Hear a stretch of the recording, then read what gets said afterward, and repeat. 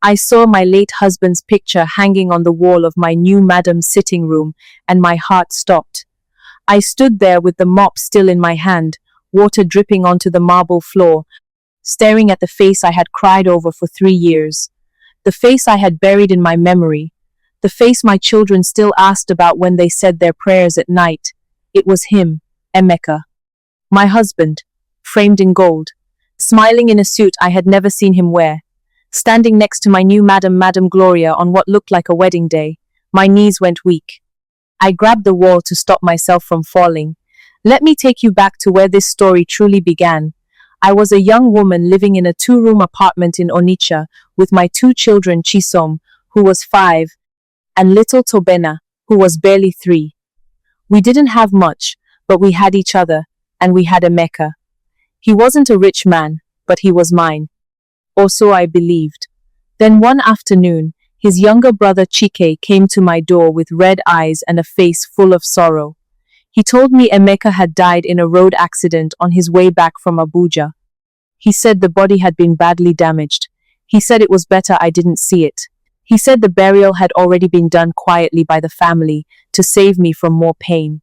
I screamed until my throat gave out. I wept for weeks. I stopped eating. My children watched their mother fall apart and had no words to comfort me because they were just babies themselves. Emeka's family stopped coming around after the burial. His mother, who had never truly liked me, stopped picking my calls. I told myself they were grieving in their own way, but grief doesn't pay rent.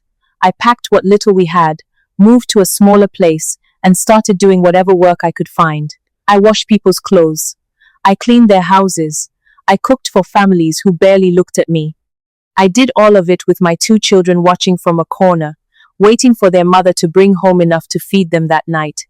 3 years I lived like that. 3 years of surviving on prayers and stubbornness. Then someone connected me to a placement agency in Lagos that was looking for a live-in housekeeper for a wealthy couple in Ikoyi. The pay was generous. Accommodation was included. It was the kind of opportunity I had begged God for. So I packed up my children, said goodbye to that small town, and moved to the city. Madam Gloria's house was a mansion. I had never seen anything like it in real life. High ceilings, imported tiles, a staircase that curved like something from a film.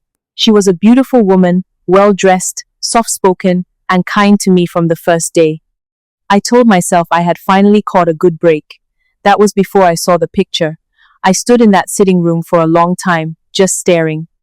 Then I quietly went back to my room, sat on the edge of the bed, and pressed my hands together to stop them from shaking.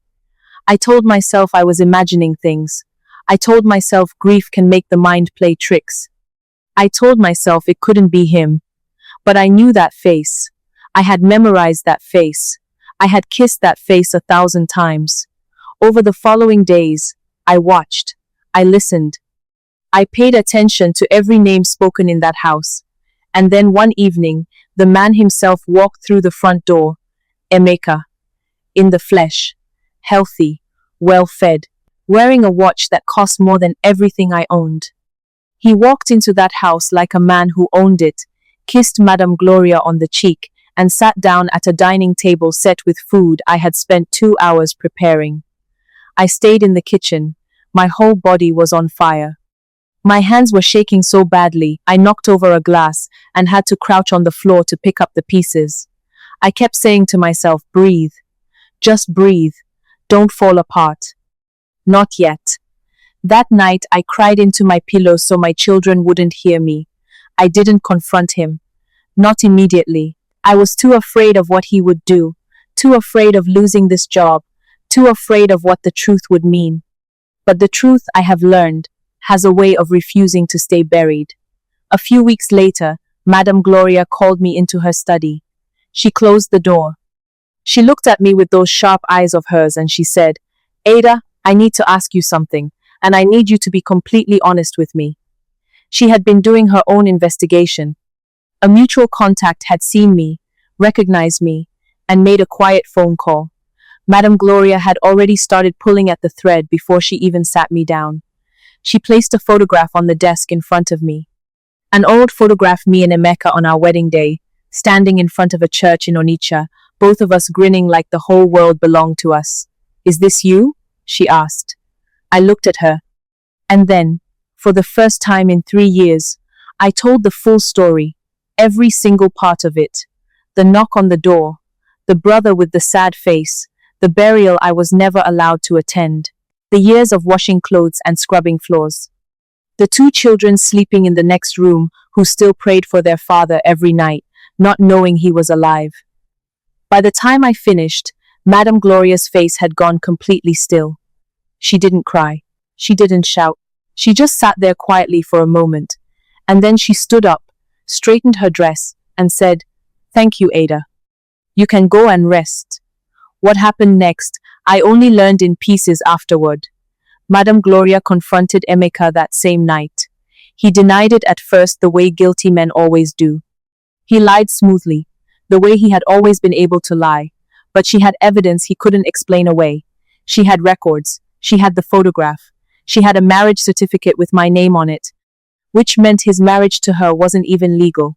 She threw him out of the house that same night with nothing but the clothes on his back.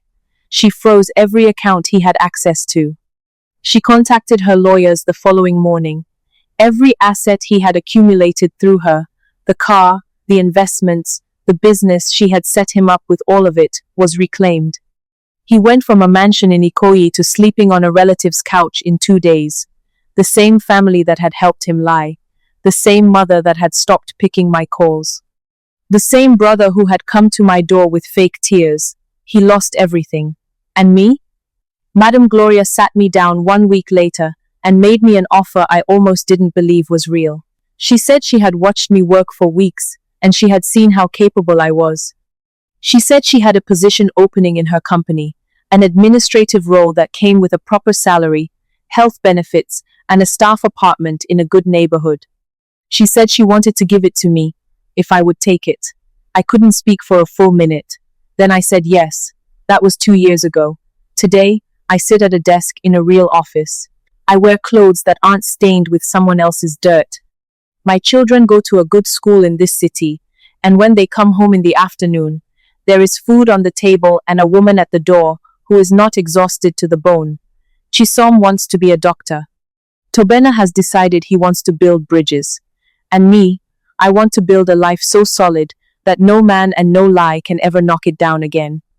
Emeka is still out there somewhere, I hear, struggling, moving from place to place, looking for the next woman to deceive. But that is no longer my story. My story is the one where the woman who was left for dead came back to life, and this time, she built something no one could ever take from her.